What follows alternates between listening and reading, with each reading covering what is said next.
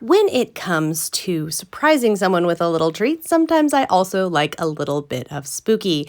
Hello friends, May Flom here, and today for Dress It Up Buttons, I am decorating a treasure box. I'm going to put a little birthday cash and a gift card inside this little box here. What you see me doing here is painting it with black acrylic paint. Any paint, ink, anything at all that you've got would work just fine. If you wanted to collage it, whatever you would like here is totally fine. You'll just want to cover all the sides, take a break, let it dry, cover all the other sides so that it's completely painted. Unless, of course, you want to use that base color. And these little boxes are available at all major craft stores. Once it has dried, you're going to want to put liquid adhesive all over the top. And then I am using a mixture of buttons from Dress It Up Buttons to create a base layer on the top. So the top is going to be my focal point. It's going to be where I put a whole bunch of fun buttons and really create that kind of pile of treasure look. And the way that I create this is to start with basic buttons, in this case, basic black, then add some micro minis and some other little buttons to create a layer. Now, this is going to do two things. Number one, when I go to put my shank buttons, you can see them there in my little container. When I go to add those, I don't have to remove the shanks. The shanks are going to go in between the buttons and create even more stability, which is awesome. And then the second thing that this does is really create that look. She made a pile of treasure, and it looks like it's sort of random, but obviously it's not. There's a lot of thought and careful crafting here. Now, once you have that base layer, you do not need to wait for glue to dry. You can add more glue as needed and start adding glue to your focal buttons. Here we have Jack Skellington joining the party, and I really like to start with the buttons that I most want to fit on this piece. In this case, it's Jack and Zero. Once Jack and his dog Zero are in the party, then I'm going to know how much space do I have and what other items do I have that would fit the space available. And I do it this way because I want to make sure and get certain pieces in, and other pieces it's more like, well, if this fits, that would be lovely. Now, in this case, I thought I wanted a bat, but it wasn't quite fitting. So I pulled out some Jesse James beads, our sister company, and I have a little Halloween mix from Jesse James beads, and I'm looking mostly for very small buttons. This is just going to add a pop of sparkle, a bit of color, just little, some of them are kind of a metallic brown, some of them are orange, there's a couple of black ones, but I'm seeking out the tiny ones and I'm placing them where I have a spot that I think that they would be really great.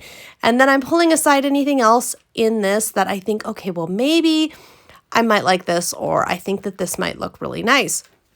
And by doing this, what I'm doing is filling in gaps, but also finding things that might make nice focal points, like our little metal pumpkin charm here. Jack Skellington is the pumpkin king, so it would make sense to put a pumpkin in here. Now what you see me doing is adding additional glue. As you go along, you may need to add additional glue. Another note that I will add here, I did not, because I did not have any black glitter, but you could add glitter or glitter glue.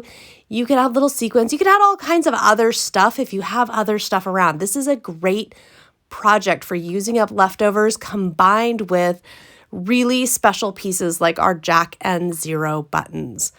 And I find that creating in this way kind of lets me have the best of both worlds, using my stash, using up leftovers, combined with a really nice focus on some key pieces that I want to use, that I want to feature.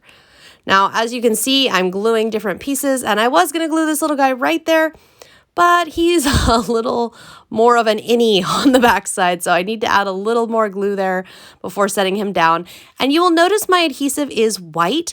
It dries clear, so that is definitely important to know if you're working with a matte finish adhesive or a shiny adhesive, and if it will dry clear or if it has a color to it when it dries. Really great thing to do is take something that maybe you don't particularly like a particular embellishment, it's not your favorite, put a little glue on it, stick it to something, and let it dry and see how that glue reacts. Here you can see everybody is starting to dry. I used those stars also from the Jesse James Beads Halloween kit. Those little bead mixes of theirs are so much fun, and they're so much fun to play with your buttons. That's one of my favorite things to do. Now what you see me doing, we are getting into making a spider web. Spider web is one of those things at this time of year, I remember how easy it is to make, and I go for it. You're just wanting to make lines outward, and then you're just gonna play kind of just a little scoopy line between those lines, or spokes, I suppose you could call them. You're just gonna loop, and you've got a web, just like that. Your next step, I am going to find there's a big spider, and this spider button, I'm just going to cut the shank off of it and then add it here to my spider web. You can set this anywhere within the web. It's up to you. I'm going to put it towards the middle because I don't love how the middle of my web looks. And voila, let this dry and the lid will be finished. On the side, on two of the sides, I should say, I'm going to put a few lines here and create a web. And there are different ways you can do this, of course. For example, here you see me, instead of going around and around, I'm just going one section of web at a time. You could also do this going all the way across with your one line. It's really no wrong answer. That's the important thing. And I'm only doing two sides because I want to make it look like there's a web on one side, on one area of this. And here I'm doing it the other way. The last little thing that I am going to do here is I'm going to blot the web that's at the very, very top.